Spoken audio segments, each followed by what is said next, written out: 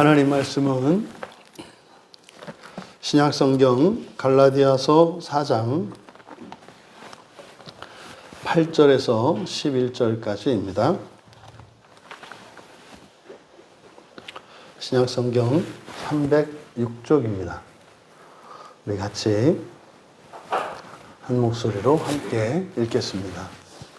그러나 너희가 그 때에는 하나님을 알지 못하여 본질상 하나님이 아닌 자들에게 종노릇 하였더니 이제는 너희가 하나님을 알 뿐 아니라 더욱이 하나님이 아신 바 되었거늘 어찌하여 다시 약하고 천박한 초등학문으로 돌아가서 다시 그들에게 종노릇 하려 하느냐. 너희가 날과 달과 절기와 해를 삼가 지키니 내가 너희를 위하여 수고한 것이 헛될까 두려워하노라. 아멘. 수고한 것이 헛되지 않게 하라 라는 제목으로 말씀의 은혜를 나누고자 합니다. 이 갈라디아 지역에 바울 사도가 복음을 전했고 갈라디아 지역에 살던 이들이 바울 사도를 통해서 전해 들은 복음을 듣고 물론 필시 그들 또한 처음에는 믿을 수 없었을 겁니다. 받아들이기 어려운 내용이었을 거고 황당하기조차 한 그런 내용이었을 겁니다. 그런데 그들 가운데 성령의 역사가 있었을 것이고 한 사람 두 사람 그 복음에 감화되고 그 복음을 받아들인 사람들이 하나둘씩 모이게 되었을 것이고 그들이 이제 교회를 이루었습니다.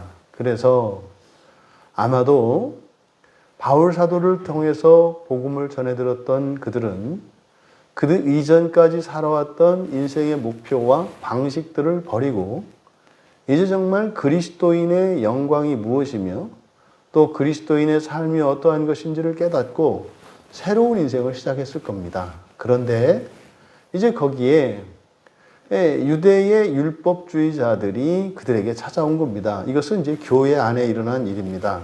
그래서 교회 안에, 그러니까 기독교죠. 기독교 안에 유대교에서 들어온 이 그리스도인들이 구약 성경에 상대적으로 정통하기 때문에 그래서 구약의 이 율법을 지켜야 하는 것으로 주장하는 이들이 있었던 겁니다. 이제 그들이 복음 위에 세워진 교회들을 찾아다니면서 이제 율법을 강요하는 겁니다. 예수님을 믿고 그 믿음으로 말미암는 그 구원의 은혜를 누린다 할지라도 그런 거겠죠. 진짜가 있고 가짜가 있는데 진짜는 율법을 지키고 가짜는 율법을 지키지 않는 거다. 이런 류의 이런 어떤 설득이나 주장이나 그런 게 있지 않았겠습니까? 이제 갈라디아 교회도 그런 사람들이 찾아왔던 것이고 그들의 말을 들으니 설득력이 있는 거죠.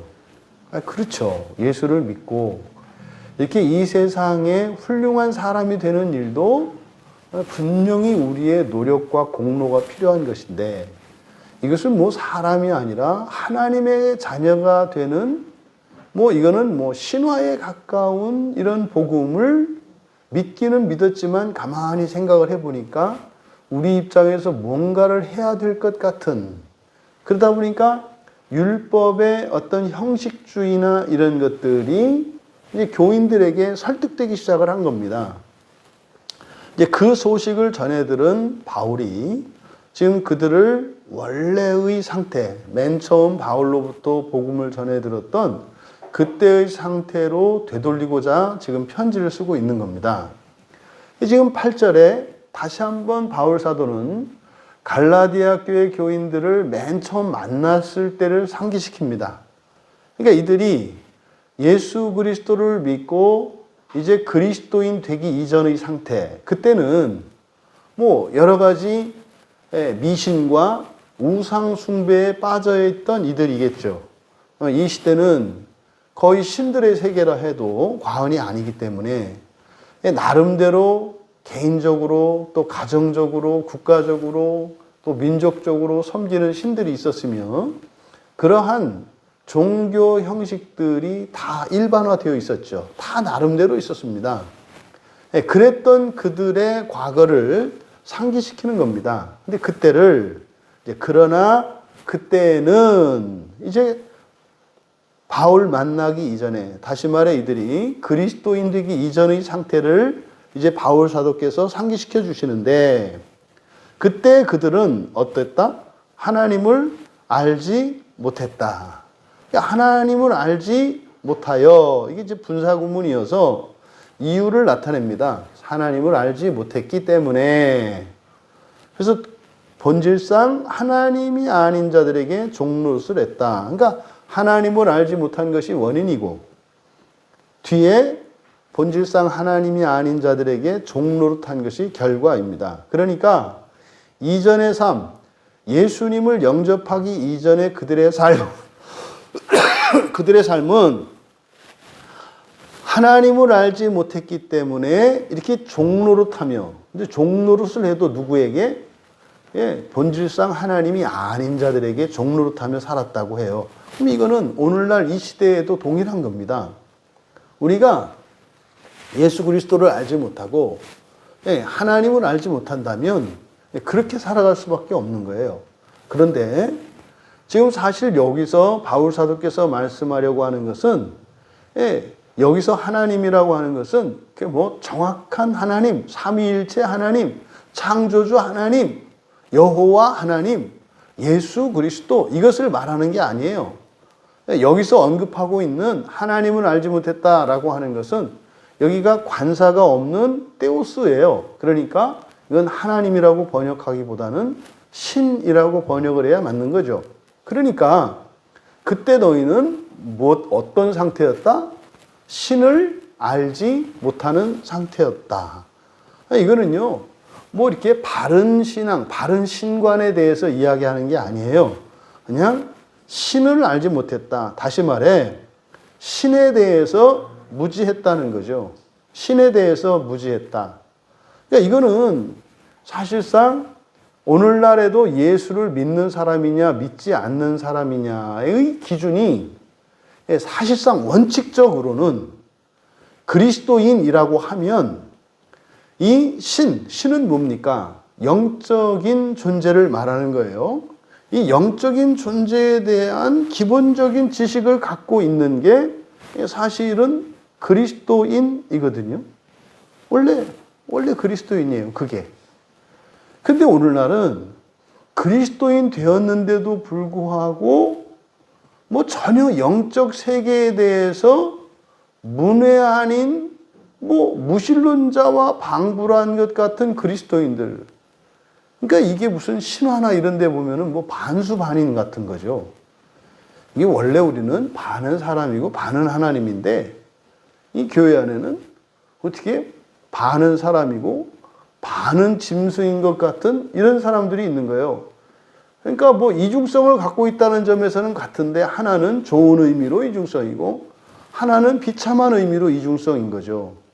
그러니까 바울 사도께서 고린도전서 12장 1절에서 그 영적인 지식에 대해서 너희가 알지 못하기를 원하지 않는다. 이게 이제 천사론 사경에 할 때 중요한 본문이었거든요.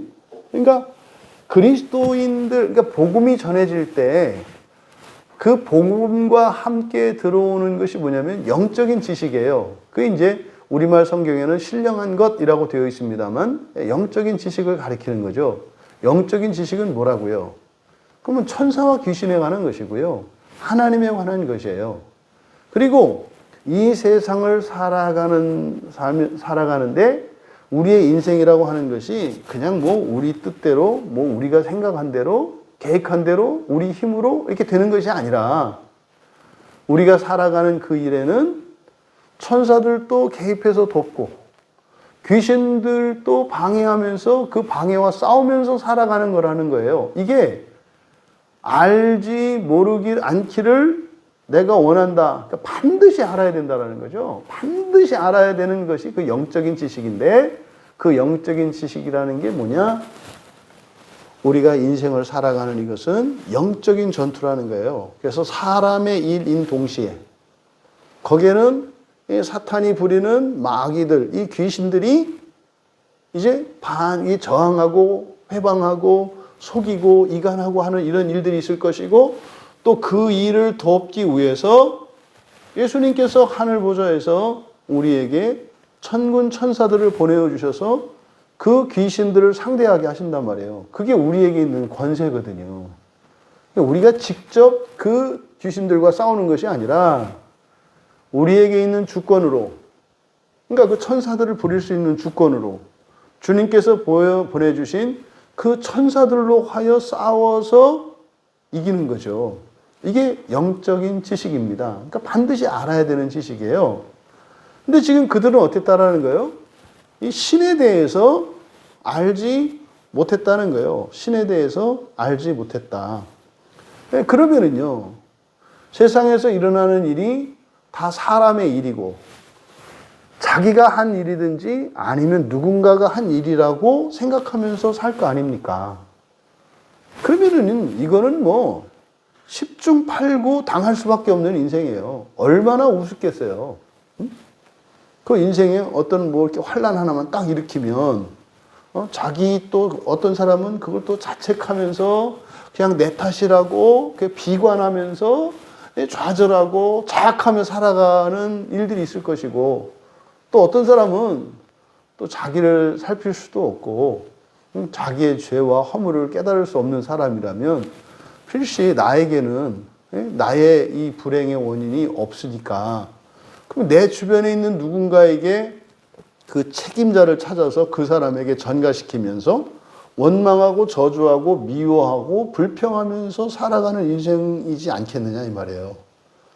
그러니까 이게요, 이러한 영적인 지식을 아는 것과 모르는 것은 굉장히 실용적인 것이고, 이 영적인 지식이라는 것은 굉장히 실용적인 것이고, 그것을 아느냐 모르느냐라고 하는 것은 사실은 인생을 살아갈 때 성패를 결정하는 굉장히 중요한 변수인 거예요.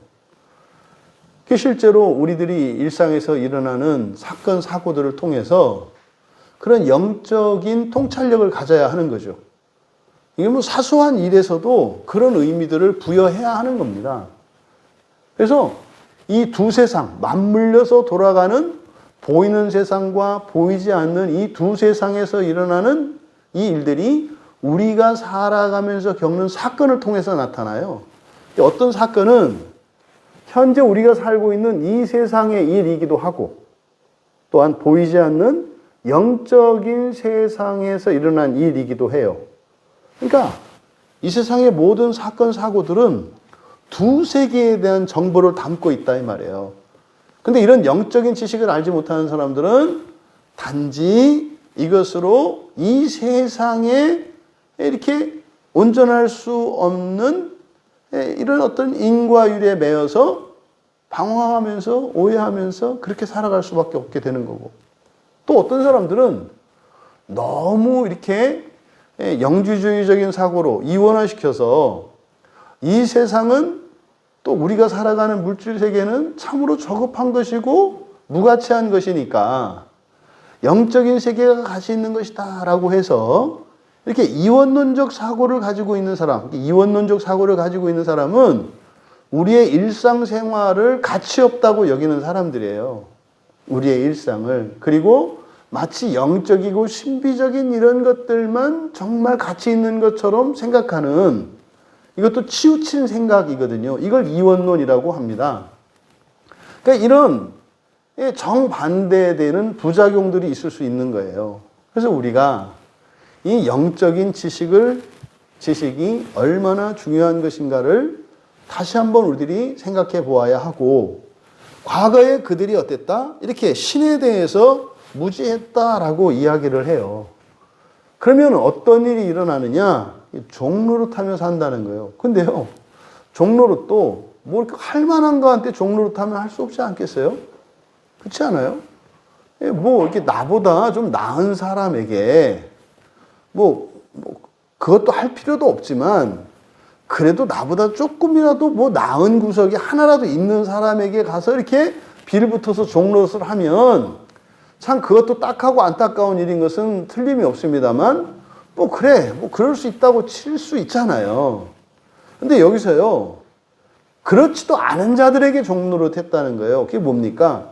본질상 하나님이 아닌 자들이에요. 그러니까 여기서 본질상 이렇게 했는데 이게 피시스라고 하는 말이 이게 본질, 본성이거든요. 피시스. 사람은 사람의 본성이 있어요. 이거를 인성이라고 하잖아요.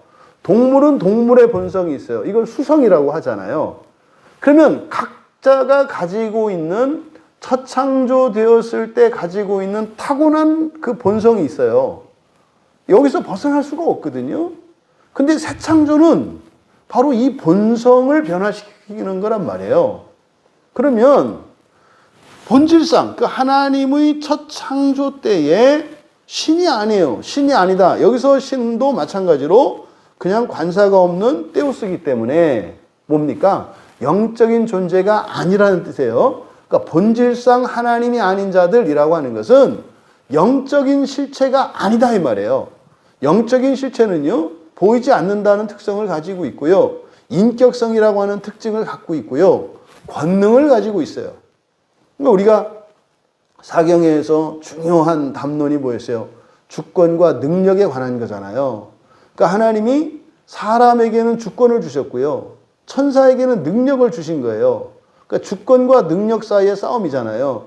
능력을 가진 천사들이 자기보다 능력이 없는 사람의 주권을 인정할 수가 없었듯이 이게 인간 사회 안에서도 남자와 여자 사이에서 이런 일이 똑같이 일어나는 거고 이것은 지금도 그런 일이 일어나는 거예요. 예, 나보다 좀 능력에 있어서 좀 열등한 것 같은 누군가에게 주권이 있을 때 그보다 능력이 있는 자가 그 주권을 인정하며 복종하는 일은 쉽지가 않잖아요. 똑같은 싸움이에요. 똑같은 싸움.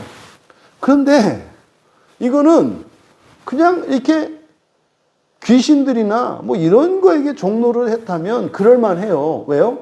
능력에 굴복당한 거니까. 근데 그게 아니라고 말을 하는 거예요. 그러니까 본질상 하나님이 아닌 자들이니까 뭐겠습니까? 이거는 사람보다 못한 존재를 나타내는 거예요.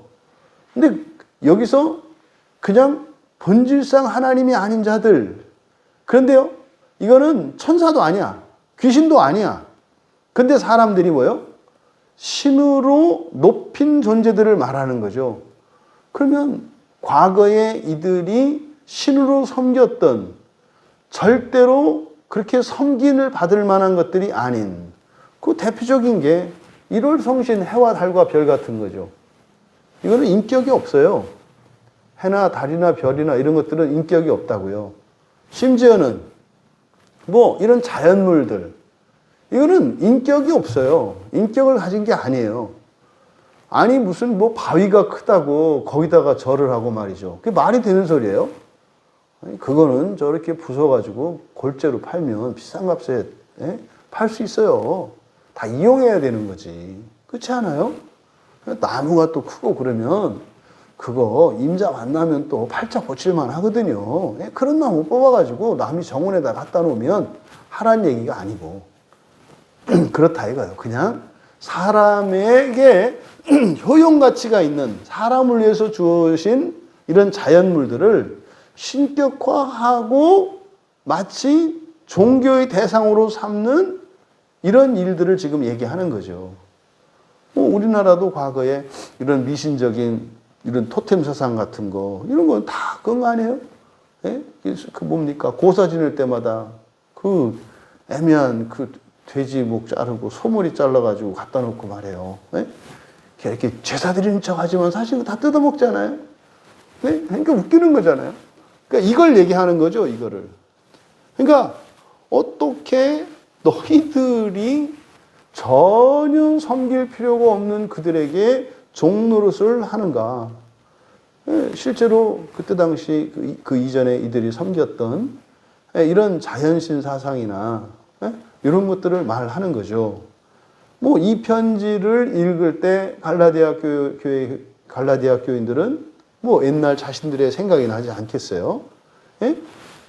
그러니까 그런데 왜 이런 일이 일어날까? 이거를 단순히 여러분 우상 숭배하고 미신을 섬기고 자연물을 섬기고 하는 이런 일들 어리석은 거죠. 근데 이거는요. 그러니까 영적인 지식을 아는 이들에게는 어리석은 일이고 참 억울한 일이에요. 그런데요. 이런 영적인 진리를 알지 못하는 이들에게는 사실은 운명과 같은 거거든요. 그냥 우리가 너무나 쉽게 우상숭배, 미신 이런 거를 단칼에 쳐버리는데 사람이라고 하는 이 존재에게 있어서 사실 이런 우상숭배는요. 이것도 종교심에서 나온 거니까 어떤 측면에서 이 우상숭배라고 하는 것은 고향을 떠나온 나그네의 향수 같은 거예요. 고향 떠나온 나그네는요. 그냥 갑자기 고향이 그리워져요. 예?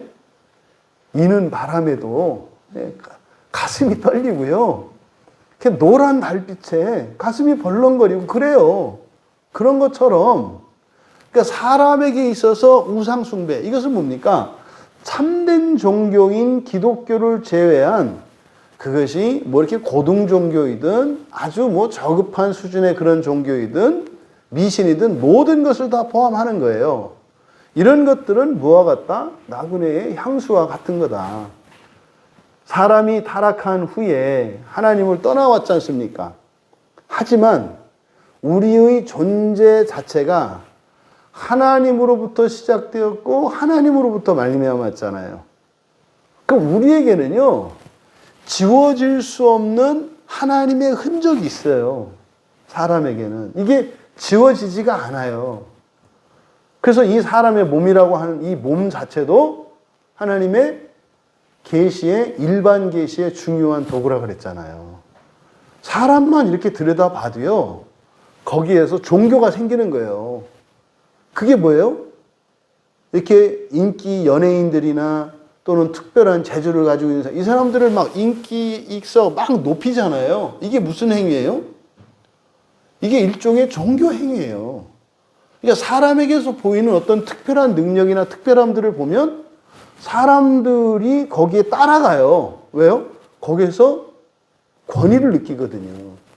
그래서 무슨 부대 뭐 이런 게 되는 거예요. 예? 오죽하면 아미가 됐다 그러잖아요. 아미. 아미가 의미하는 것은 사실은 하늘 천사들의 부대를 말하는 거거든요.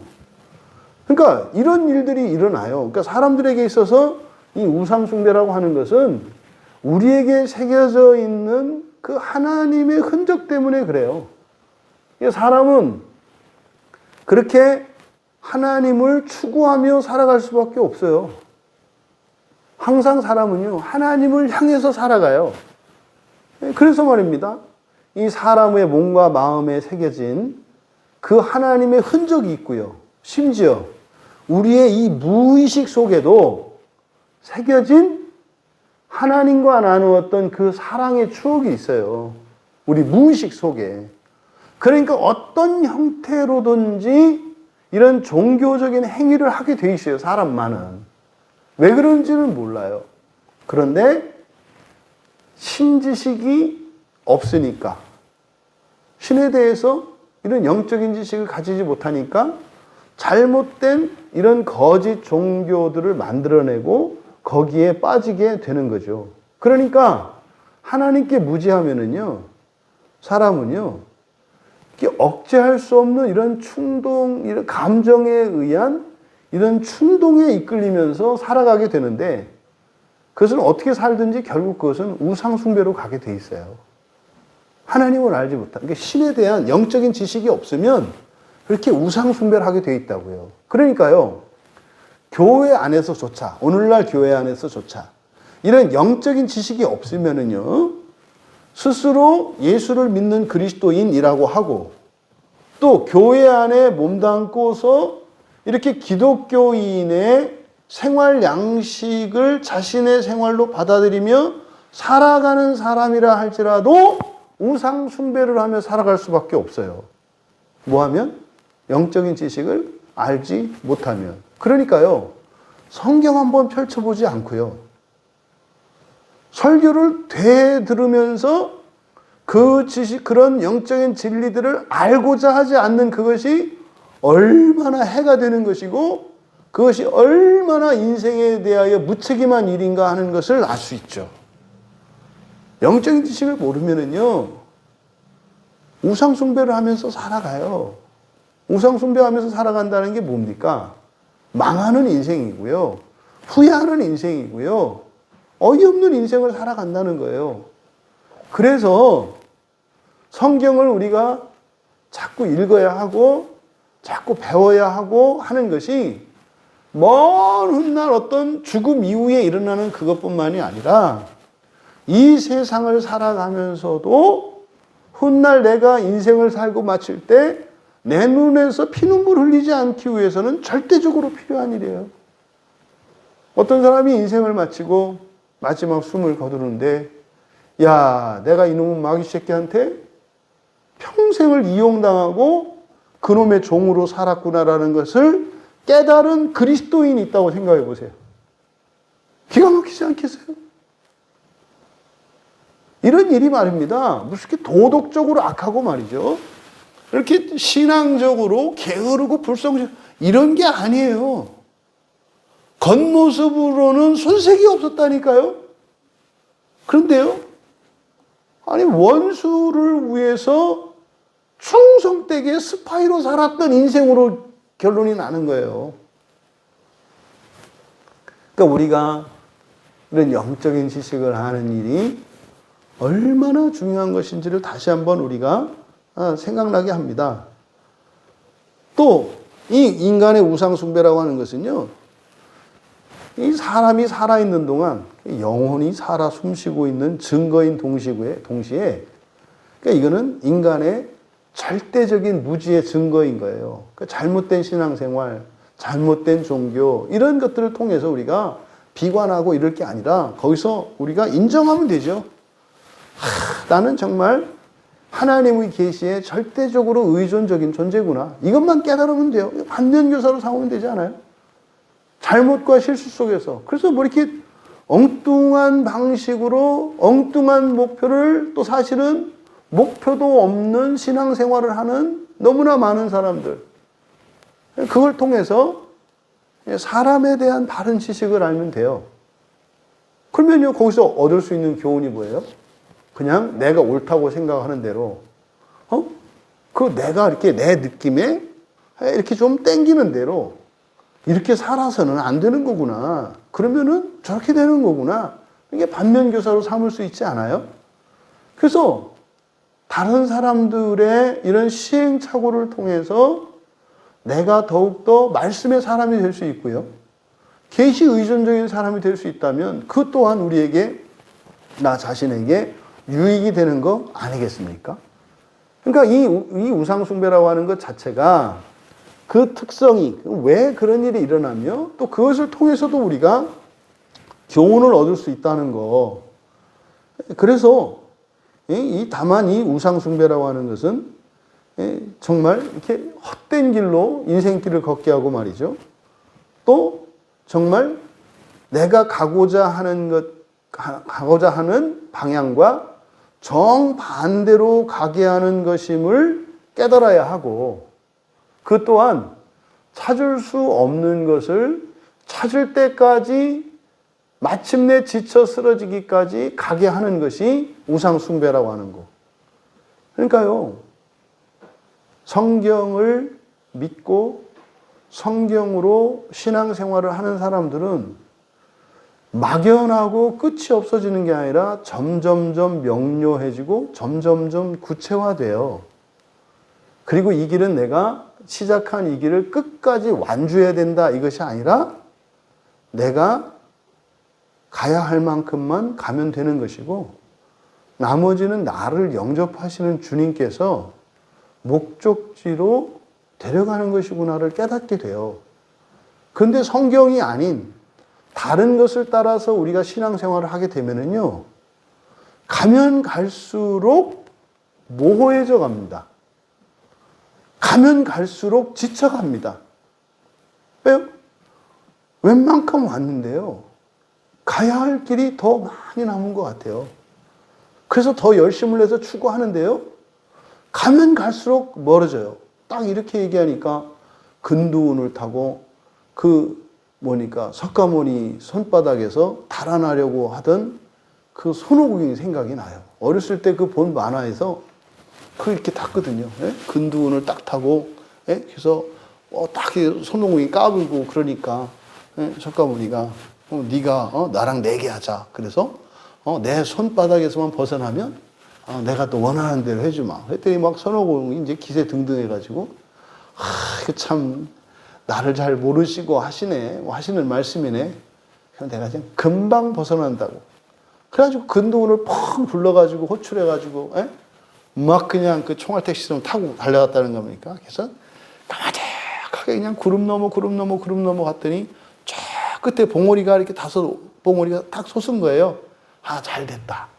저 5봉오리 산만 딱 넘으면은 내가 증거로 되기도 좋고, 그래서 5봉오리 산을 딱 넘어가가지고 돌아가서 내가 석가모니한테 얘기를 해야 되겠다. 저 끝을로 그냥 까마득히 가면은 오봉산이라는 게 있는데 5봉오리로 된 그 산이 있다. 내가 거기까지 갔다 왔다. 그래서 딱 갔다는 거 아니에요. 그랬더니 여기가 거기냐 뭐 이랬다는 거 아니에요. 이게 이제 부처님 손바닥이라는 게 그 얘기죠. 여러분, 그런 거예요. 우리가요, 이렇게 하나님의 계시인 성경 이외의 그 어떤 것을 우리의 신앙의 표준으로 삼거나 신라 같은 어떤 희망을 품을 때 걸려드는 게 뭐냐면 무저갱과 같은 지식의 세계로 빠지게 돼요. 거기는요, 마시면 마실수록 갈증나는 바닷물과 같아요. 그런데요, 성경은 안 그래요. 우리가 성경을 보면서 느끼는 게 뭐예요? 점점 실감나지 않으세요? 읽으면 읽을수록 점점 이게 구체화되고 명료해져요.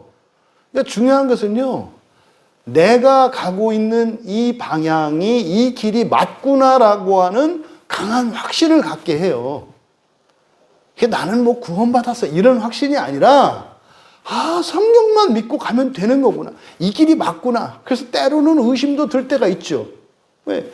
우리의 누수가 열리면 어느 날 이렇게 그동안은 알 수 없었던 새로운 이런 지식들과 믿음이 생길 때는 회의가 온다고요. 어타고. 그런데 이제 계속해서 설교를 듣고 성경을 읽다 보면 어떻게 돼요? 그것이 내 이해의 범주 안으로 들어와요. 그래서 한 굽이 넘으면서 가는 거잖아요. 근데 거기서 우리가 확신하는 것은 뭐예요? 딱 하나예요. 구원에 대한 복음 계시예요. 많은 게 아니에요. 구원에 대한 복음 계시예요. 그러면 성경에 있는 여러 사건들이 실제적으로 이해되는 거죠. 오직 성경 이외에 다른 무엇은 우리의 구원을 위한 은혜의 방편으로 주신 것이 없다. 그렇다면 성경 이외에 다른 책을 읽지 말라는 얘기냐? 아니에요. 우리는 영화 보러 가서도 심심풀이 땅콩을 또 먹어야 또 재미있는 것처럼 우리라고 하는 존재 자체가 그 순백의 진리만으로 만족할 수 있지 않아요. 땅콩도 먹고 팝콘도 먹고 이게 인간이 가지고 있는 죄 가운데 있는, 그래서 이 인간의 속성이거든요. 그것을 금하는 것이 아니라 중심을, 절대적인 기준을 오직 무엇만으로 둬라? 성경만을 둬라. 그러면 무엇을 해도 가해요. 이것만 흔들리지 않는다면. 그때는 예수 그리스도를 믿기 이전이었기 때문에, 또 성경을 통해서 하나님의 뜻을 알기도 이전이었잖아요, 이들이. 그래서요, 사실은 귀신도 무서워하고, 심지어는 나무도 무서워하고, 바위도 무서워하고, 바람 소리도 무서워하고, 심지어 그뿐입니까? 날씨도 무서워하고, 뭐 날짜도 무서워하는 그런 인생을 살았잖아요. 그 바로 뒤에 10절에 보면은 나오잖아요. 날과 달과 절기와 해를 삼가 지킨다.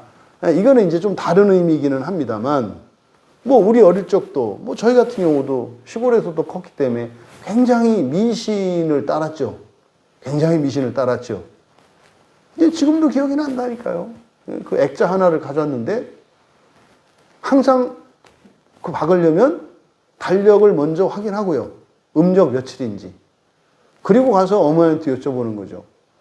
어머니, 오늘이 음력 몇 월 며칠인데 이거 벽에다가 못을 박아도 되는 날인가요? 그래서 오케이 사인 떨어져야 박는 거 아니에요? 그럼 이렇게 따져보고 아니다. 기다려서 며칠 있다 박아라. 그러면은 내려놨다가 며칠 있다가 액자를 거는 거예요. 왜요? 손 없는 날 박아야지 괜히 손 있는 날 박았다가 이거 동티나면 안 되니까. 그러니까 자유롭지 못한 그런 인생을 살았다니까요. 예?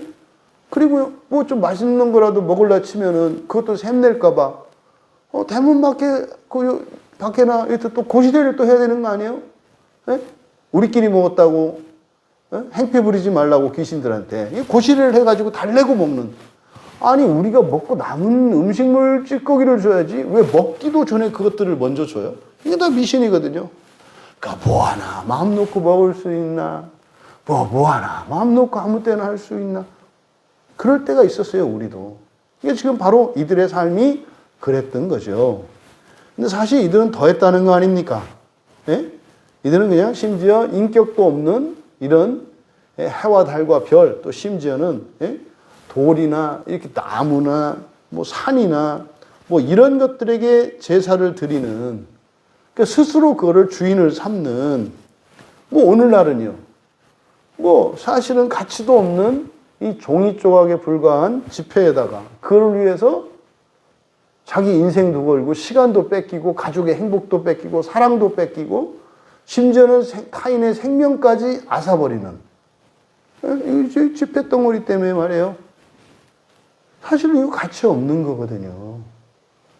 약속일 뿐이거든요. 근데 그것을 위해서 우리가 목숨 걸고 살잖아요. 명예도 말이죠. 양심도 말이죠. 헌신짝처럼 버리고 살아가는.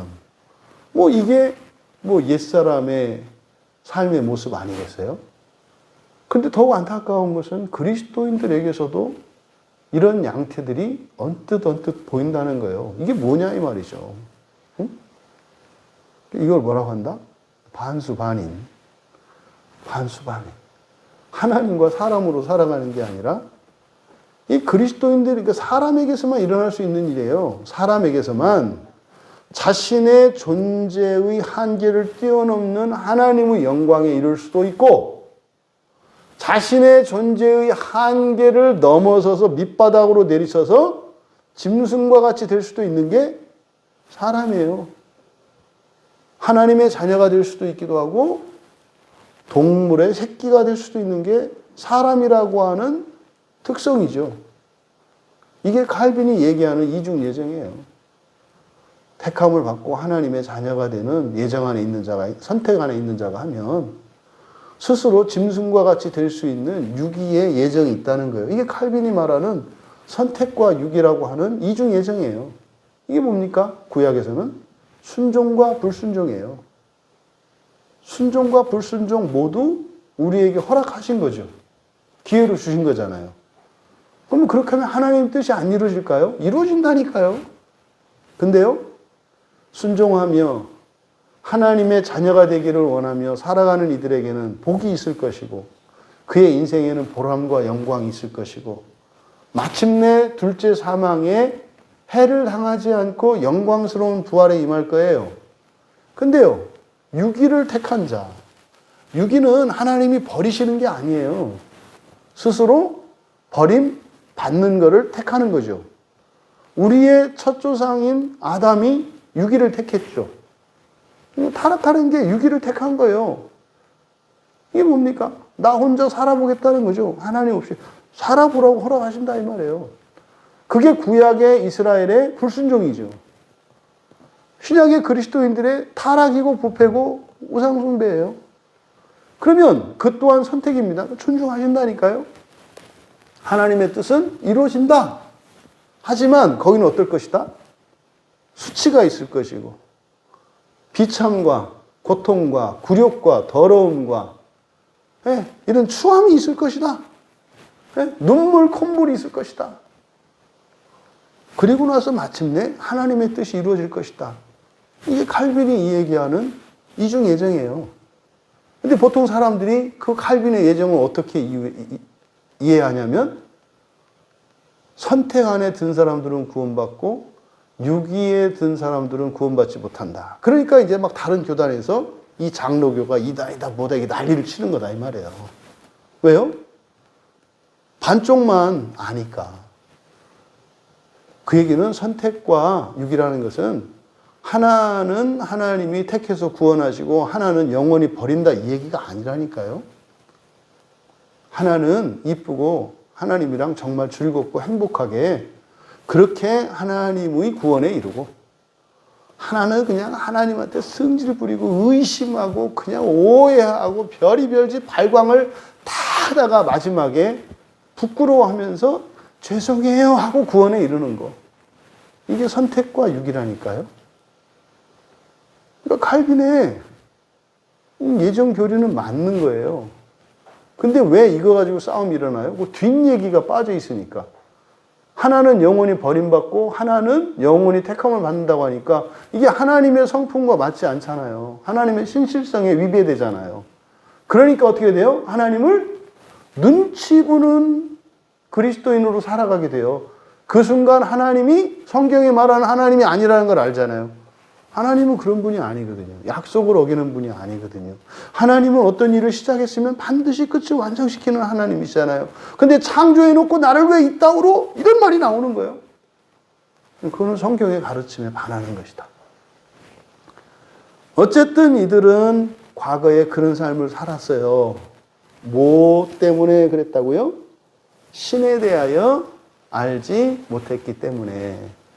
이거는 그리스도인 또한 이런 영적인 지식의 수준이 그 사람의 인생의 한계라고 볼 수도 있는 거예요.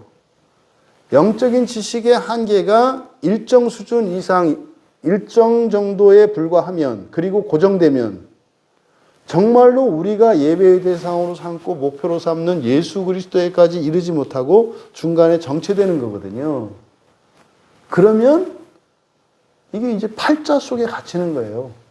그래서 우리는 끊임없이 하나님을 알아가는 지식에 있어서 진전이 있어야 한다 이 말이에요. 끊임없이. 그러나 이제는 이제 9절에서 너희가 하나님을 알 뿐 아니라 더욱이 하나님이 아신 바 되었다. 여기서 너희가 하나님을 알 뿐만 아니라 이거는 이제 바울 사도께서 복음을 전했잖아요. 그렇죠? 그러니까 이제 하나님, 참 하나님에 대해서 안 거예요. 여기서 하나님에 대해서 알게 되었다. 영적인 지식을 알게 되었다. 그런 거거든요. 왜 이렇게 얘기를 했을까요? 예수 그리스도를 알기 때문에. 예수 그리스도를 알면은요, 하나님을 아는 모든 지식을 아는 거예요. 그뿐입니까? 예수 그리스도를 알면요, 사람에 관한 온전한 지식을 다 아는 거예요. 그래서 우리가 하나님을 아는 지식과 사람을 아는 지식을 이원화해서는 안 돼요.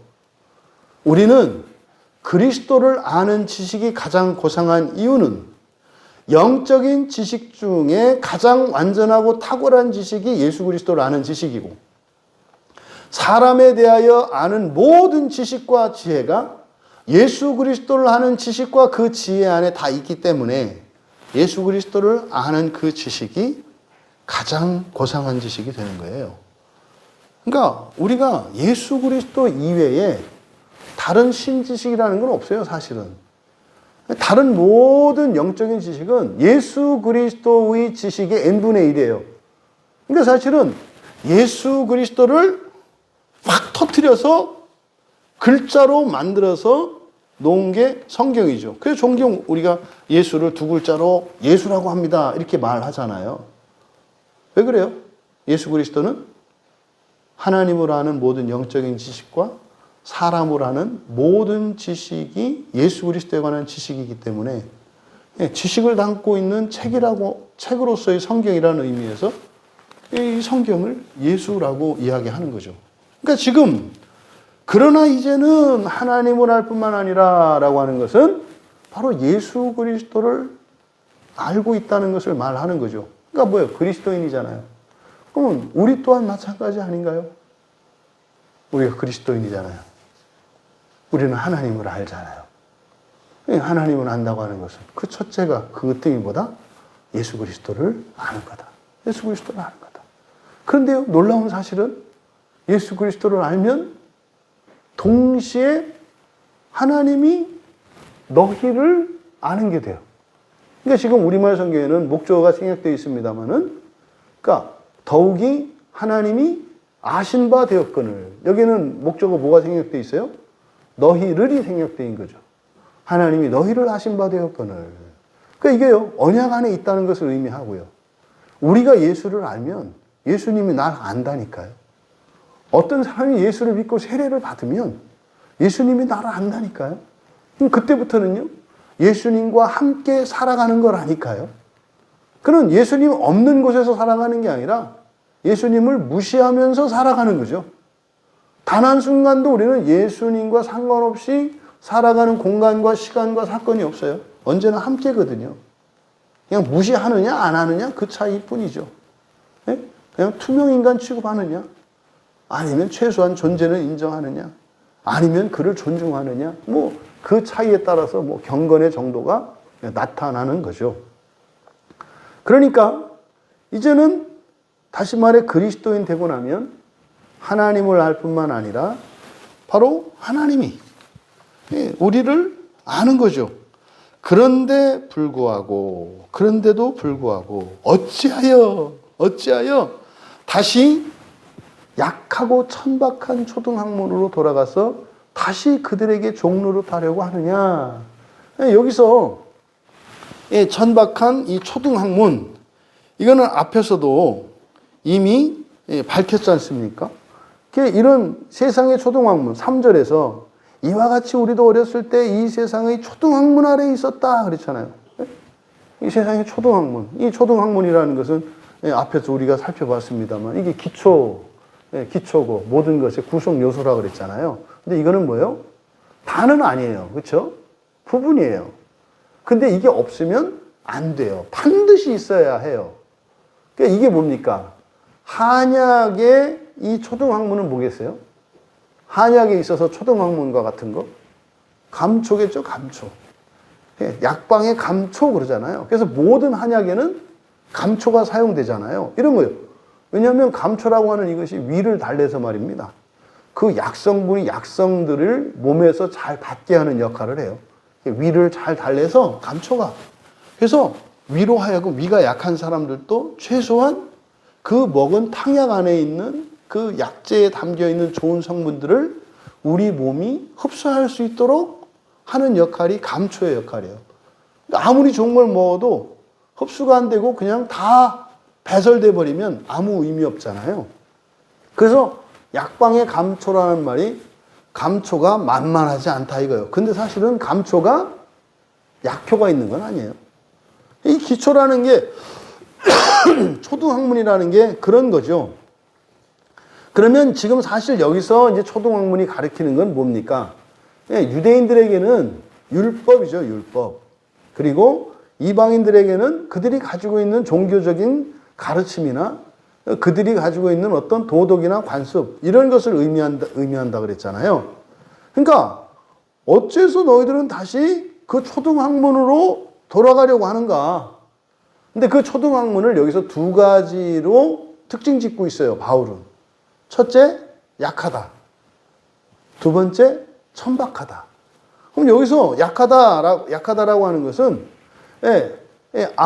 스테네스니까 이거는 그냥 힘이 없는 이런 뜻이에요. 부정적도가 붙은 거니까. 힘이 없는.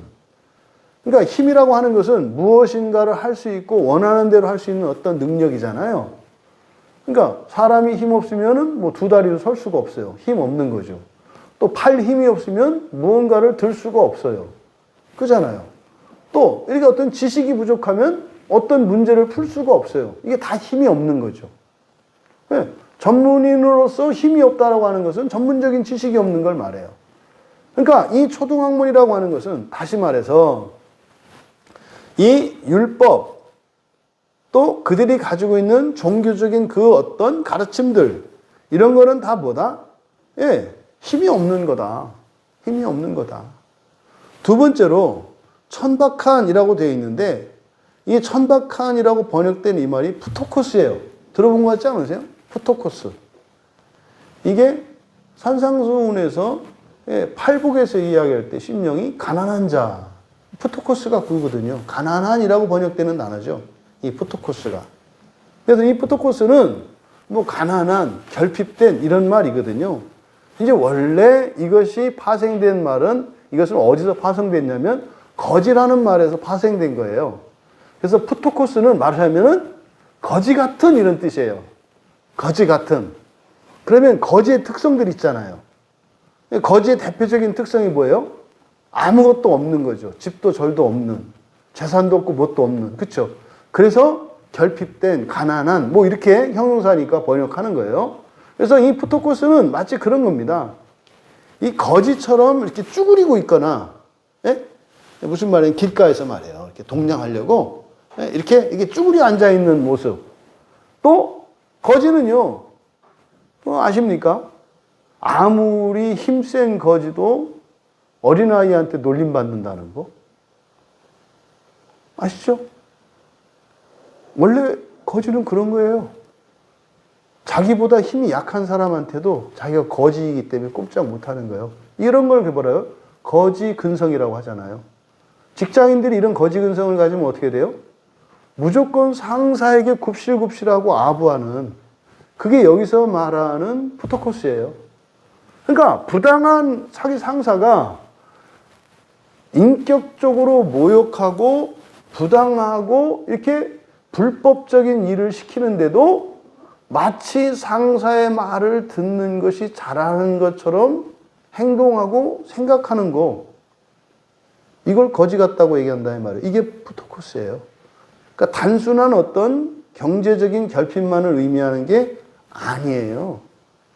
비겁한 거, 뭐 이렇게 불명예스러운 거, 이런 모든 것들이 함축되어 있는 그런 말이거든요. 그래서 여기서는 천박한이라고 이렇게 번역되어 있습니다만, 이 초등학문이 의미하는 바는 사실 1차적으로 이게 율법을 의미하는데, 왜 율법을 이렇게 무자비할 정도로 율법에 불명예를 씌우는 걸까? 원래 율법은 거룩한 거잖아요. 왜 더더군다나 바울이 어떻게 이 율법에게 이렇게 맹폭을 하는 걸까? 이것은 말입니다. 율법을, 그러니까 구약 성경의 모세를 통해서 주신 이 율법을 세상에 있는 이런 종교나 관습이나 도덕과 같이 동일시하면 모세의 율법도 그렇게 된다는 것을 나타내고자 함이에요. 그런 거죠. 만약에 여러분 집에 다이아몬드로 만든 구슬이 있었어요. 다이아몬드로 만든 구슬이면은 이거는 뭐 가치를 따질 수가 없을 거예요. 저 롯데월드 빌딩하고도 못 바꿀 거예요. 왜? 다이아몬드로 구슬을 만든다는 건 현실적으로 불가능하거든요. 그런 구슬이 있다고 쳐봐요. 근데 그 구슬을 가지고 또 우리 집사님의 또 우리 외아들이 그걸 갖고 나서 놀이터에서 다마치기 하고 있는 거예요. 다마는 또 구슬치기를 하고 있는 거예요. 그때 엄마가 미안하다. 기분 상하지는 마라. 그러는 거죠. 너는 이거를 개똥으로 보는구나. 이런 의도예요. 그러니까 율법이라고 하는 것은 그저 이 세상 먹고 살아가는데 유익을 주고 편의를 제공하기 위해서 주어진 게 아니라는 거예요. 근데 과거 바울조차도 그렇게 알았죠. 근데요, 최고 좋은 구슬이라고 해서 자전거 포집 아들이 굉장히 부러운 때가 있었단 말이에요. 왜요? 자전거 포집 아들은 쇠구슬이 있었어요. 그래서 아무리 구슬치기를 해도 내 유리구슬을 가지고 심지어는 그보다 훨씬 큰 걸로 세게 쳐도 쇠구슬에 되튕겨가지고 내 유리구슬이 튕겨나가거나 깨지기 일쑤였거든요. 그래가지고요, 자전거 포집 아들을 얼마나 부러워했던지. 뭐 그때는 이런 이 베어링을 팔지 않았잖아요. 그러니까 자전거 포집에나 가야 있다 이 말이죠. 이런 거죠.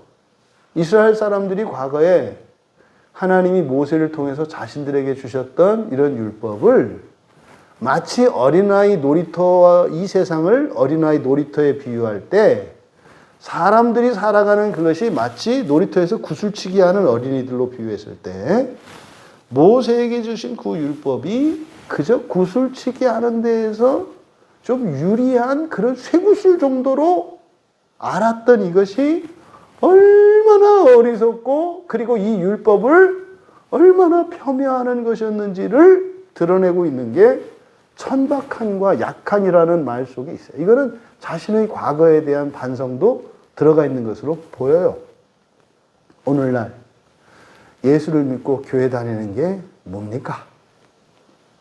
똑같은 말을 할 수 있는 거예요. 어찌하여 당신들은 교회에 다니고 예수를 믿고 예배를 드리면서 이렇게 천박하고 약한 초등학문으로 돌아가려고 하는 것인가? 동일한 외침이 있을 수 있는 거죠. 그것들에게 다시 종노릇 하려고 하느냐? 여기서 하려고 하다. 이게 뗄로거든요. 뗄로. 소원하다라고 표현하죠. 이게 소원하다, 원하다. 그래서 하려고 하다. 이건 뭡니까? 뗄레마, 의지잖아요. 의지의 표출이에요. 의지의 표출. 그러니까 사람의 의지라고 하는 것은 그것을 성취하려고 하는 힘과 또 목표로 삼는 이것이 포함되어 있는 거예요. 의지는. 의지는 단순한 실행력만이 아닙니다. 바른 것을 소원할 수 있는 것도 의지의 힘이에요. 그러니까 바른 목표를 세우는 것도 의지의 힘이에요. 또 목표한 것을 성취할 수 있는 힘을 가지고 있는 게 의지예요. 보통 의지력이 강하다, 의지력이 약하다 이렇게 이야기할 때 보통 우리들은 그 사람이 목표한 바를 잘 이루느냐 못 이루느냐만 따지는데 의지력이 강한 사람들은요 바른 목표를 세워요. 의지력이 약한 사람들은요 절대로 이룰 수 없는 목표를 세워요. 그러니까 의지력이 없는 게 아니라 1차적으로 뭐예요? 오를 나무를 오르는 것도 의지의 작용이라고요. 그러니까 의지력이 없다고 하는 사람들이 가지고 있는 것은 단순한 힘이 없는 게 아니에요. 왜? 다른 걸 보면 다 하는데 어떤 건 못 하거든요. 그러니까 노는 일에 있어서는 막 그냥 밤을 새우고 힘을 쓰는데 자기 발전을 위해서는 아무것도 못해. 그러면서 하는 말이 나는 의지가 없어. 의지가 없는 게 맞는데 그때 그 사람이 말하는 것은 그걸 성취할 힘이 없다고 말하는데 그게 아니라 바른 목표를 세우지 못하는 거죠. 그러니까 힘에 있어서 그 의지가 문제 있는 게 아니라 뭐예요? 목표 설정에 문제가 있는 거예요. 그래서 의지에는 두 가지 측면이 있어요. 바른 목표를 설정하는 것과 목표를 성취하는 것.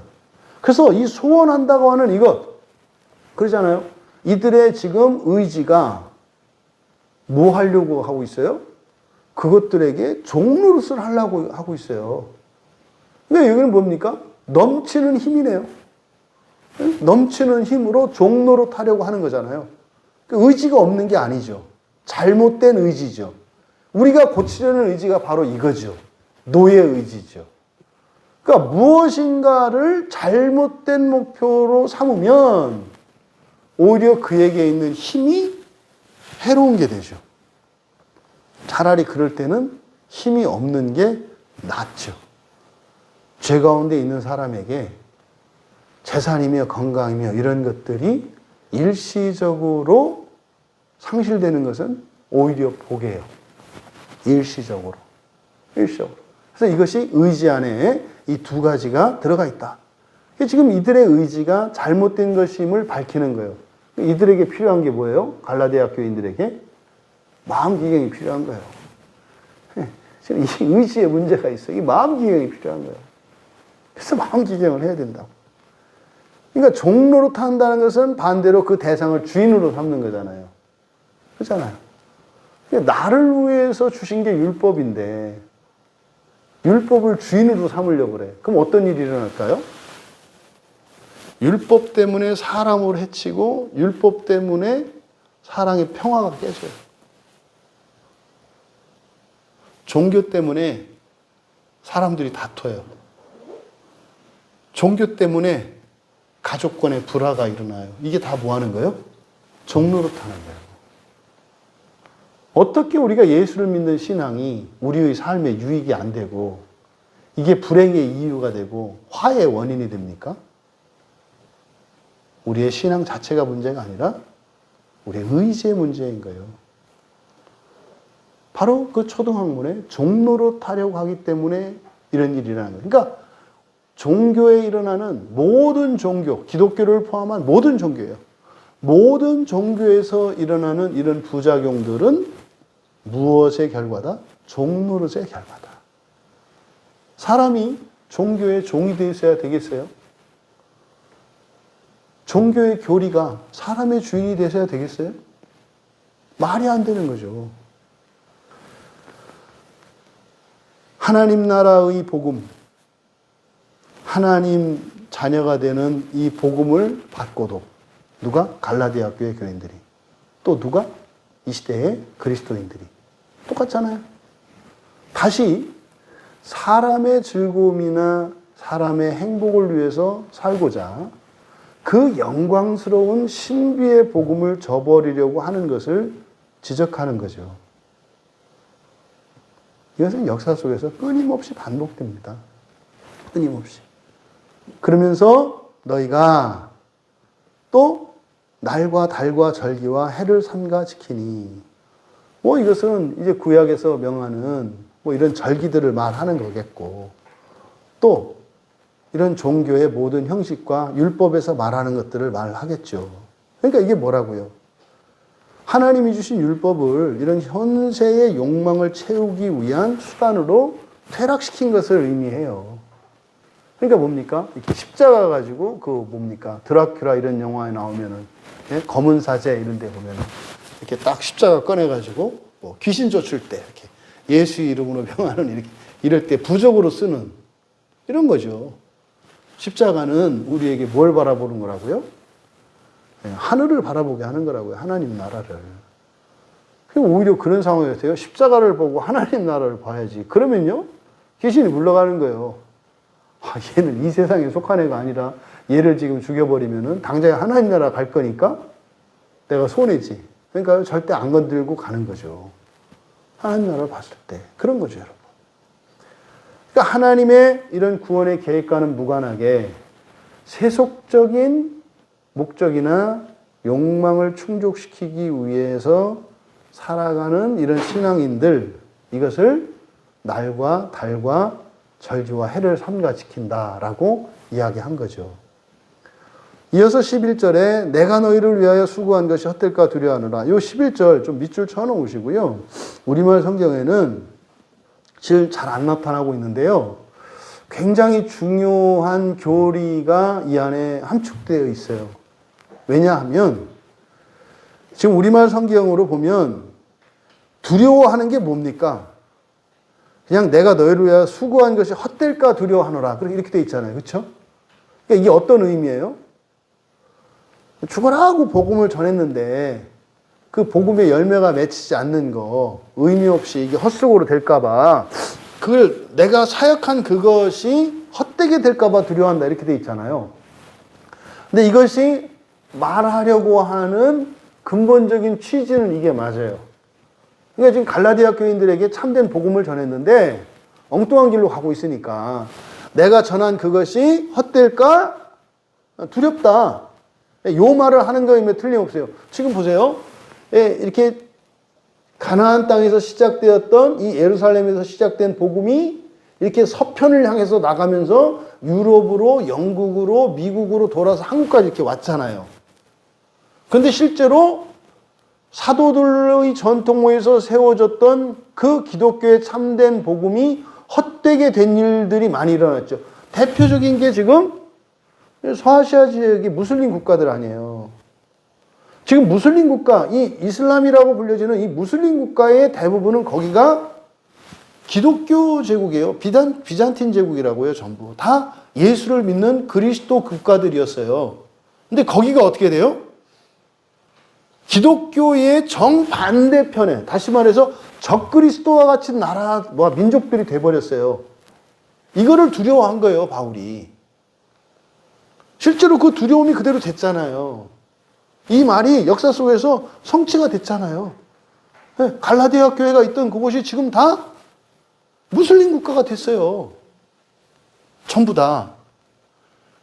이 말을 하려는 것은 맞는데 여기다가 이상하게 글을 썼어요. 지금 우리말 성경에 번역되지 않은 게 있거든요. 두려워하는 것을 두 가지로 말하고 있어요. 사실 첫째는요, 너희를 해요, 너희를. 너희를 두려워한다예요. 너희를 두려워한다. 그리고 두 번째가 지금 우리말 성경에 있는 너희를 위한 나의 수고가 헛되게 되는 것을 두 개의 목적어를 넣어놓고 있어요, 여기다가. 그러니까 의도는 자신이 복음을 전해서 복음의 열매가 맺히지. 이거는 예수님께서 그 씨앗에 대한 씨 뿌리는 비유에서 좋은 밭에서라야 열매가 맺히잖아요. 나머지 세 경우에는 열매가 맺히지 않잖아요. 그러니까 예수님이 씨 뿌리는 비유를 말씀하셨을 때 그 세 가지의 경우, 이거를 말씀하려고 하는 거예요. 갈라디아 지역에도 내가 복음의 씨앗을 뿌렸는데 거기서 복음의 씨앗이 말라버리고 열매 맺지 못할 것을 두려워한다 이거예요. 이건 예수님이 하셨던 그 씨 뿌리는 비유에서 유추해낸 거죠. 그러면 거기에 복음이 열매가 맺히지 않으면 그 복음을 받아들였던 그 사람들의 운명은 어떻게 되는 걸까요? 이게요, 여기에 바울 사도가 굉장히 중요한 내용을 살짝 감춰놨구나. 뭡니까? 멸망당할 것에 대한 두려움이에요. 멸망당할 것에 대한. 그러니까 복음을 받아들인 사람도 멸망당할 수 있다 없다? 있다는 거예요. 굉장한 그 두려움. 이 두려움은 포배요. 하나님에 대한 두려움. 이걸 나타내는 말이기 때문에 굉장한 두려움이에요. 그럼 여러분이 예수를 믿었어요. 복음을 받아들였어요. 그럼 영원히 이걸로 끝이다? 아니요. 멸망할 수 있다는 거예요. 근데 이게 새삼스러운 일은 아니잖아요. 왜요? 에덴 동산으로 인도되었던 아담이 그랬고요. 온 인류 가운데에서 택함을 받았던 노아가 그랬고요. 아브라함이 그랬고요. 이스라엘이 그랬고요. 다 그랬어요. 다 그랬어요. 그리스도인들이 가지고 있는 낭만이라면 낭만이라고 할 수 있고 착각이라고 할 수 있는 게 뭐예요? 그리스도인은 영원하다라는 생각이에요. 그리스도인은 불순종을 해도 우상을 숭배해도 자기 고집을 꺾지 않아도 그리스도인은 영원하다라는 이 족보도 없고 근거도 없는 이 허영심, 이게 어디서 왔냐 이 말이죠. 그러니까 지금 그때 당시에도 있었던 것 같아요. 그러니까 바울 사도께서 11절에 너희를 두려워한다라고 하는 목적어가 따로 있어요. 지금 우리말에 이렇게 생략되어 있다고요. 그러니까요, 멸망당할 것에 대한 두려움이에요. 예? 자신의 수고가 헛될 수 있다는 사실을 밝히면서 사실은 자신의 수고가 수포로 돌아가는 그것보다 그것의 결과는 복음을 받아들였던 갈라디아 사람들이 어떻게 될 수 있다? 멸망당하는 것을 두려워하고 있는 거예요. 이게 예수님께서 보세요. 예수님 오시기 전까지 당시의 종교 지도자들은 택함을 받은 사람들이었고 확실히 구원받은 사람들이었고 하나님으로부터 인정받은 사람들이었잖아요. 근데 예수님이 그들을 향해서 뭐라 그래요? 그들의 멸망에 대해서 경고하잖아요. 너희들 멸망할 수 있다. 그래서요, 마태복음 23장에서 뭐라고 한다고요? 너희들 지옥 갈 수 있다라고 얘기한다 이 말이에요. 그러면 그들의 운명은 어떻게 되는가? 한 번 그렇게 떠나면 어떻게 되는가? 이걸 갖다가 이제 보통 사람들이 히브리서 6장의 말씀을 갖다가 한 번 회개하고 범죄한 사람들은, 회개한 후에 타락한 자들은 돌이킬 수 없다라고 이렇게 연결 짓죠. 근데 그 본문 해석이 잘못됐다고 말씀을 드렸죠. 그런 건 없다. 한 번 예수를 믿은 사람들은 끊기는 것은 없다라고 말씀드렸죠. 거기에 사용된 가정법은 절대로 일어나지 않을 일들에 대한 가정이라고 그랬잖아요. 이게 지금 이슈가 되는 주제예요. 한번 예수를 믿었다가 예수를 떠난 사람들은 어떻게 되는가? 로마 캐톨릭에서는요, 영원한 지옥으로 떨어진다고 얘기를 해요. 영원한 지옥에 떨어진다고 그래요. 근데요, 성경은 그리고 참된 신앙은 그렇게 이야기하지 않아요.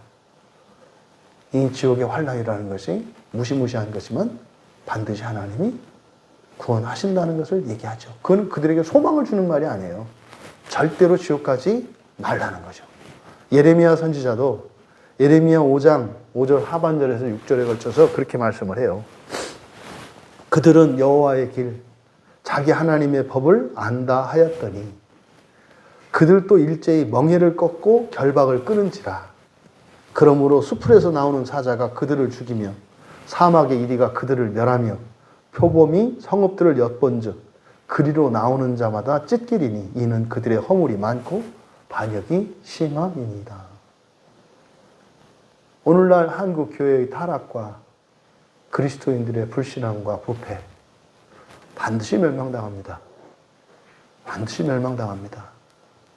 이것은 성경이 경고하는 바예요. 지금 갈라디아 교회 교인들에게도 단지 자신의 수고한 것이 헛되게 하지 말라고 하는 엄중한 질책 정도가 아니라 그들의 멸망에 대해서 경고하는 거예요. 근데 이 경고를 들었을까요? 안 들었을까요? 안 들었어요. 왜요? 지금 그 지역이 전부 무슬림 국가가 돼버렸으니까. 오히려 기독교에 반하는 적그리스도의 위치에 서 있잖아요. 우리가 그렇지 않다고 하는 자신감을 가질 수 없어요. 우리도 한순간 미끄러져 떨어질 수 있다고 하는 사실을 기억해야 합니다. 여러분, 바른 복음을 아는 것 너무나 중요합니다. 근데 그것도 끝이 아니에요. 그 다음 뭐예요? 바른 복음을 지키는 것 중요합니다. 바른 복음을 지키는 것 중요합니다. 바른 복음을 지키기 위해서는요, 하나님의 은혜가 절대적으로 필요합니다. 그 하나님의 은혜는, 절대적으로 필요한 하나님의 은혜라는 것은 무엇이에요? 오직 성경으로부터 말미암는 진리의 은혜예요. 그것 이외에 우리에게 절대적으로 필요한 은혜는 없어요. 다른 것들은 있어도 되고 없어도 돼요. 날마다 여러분들이 성경 진리를 알아가고 이 설교를 들을 때마다 그 절대적인 은혜들을 공급받아서 참된 복음을 받은 그 영광의 길에서 미끄러지거나 물러서지 않고 멸망과는 상관이 없는 그 영광의 삶을 살아가시기를 주님의 이름으로 축원합니다. 우리 말씀을 생각하며 잠시 기도합니다. 바울 사도께서 갈라디아 교회 교인들에게 수고한 것이 헛되지 않게 하라. 내가 한 일 억울하게 하지 마라. 나 화나게 하지 마라. 이것이 아니라 바른 복음이 전해졌다 할지라도 그 바른 복음을 지켜내는 것은 각자에게 맡겨진 일이고 바른 복음을 지키지 못하면 거기에 멸망이 있기 때문에 그것을 두려워한다는 말이었어요. 우리에게 바른 복음을 주신 하나님께 감사하고 또 이 바른 복음을 끝까지 지키며 이루어가며 살아갈 수 있도록 은혜를 구하며 같이 기도합니다.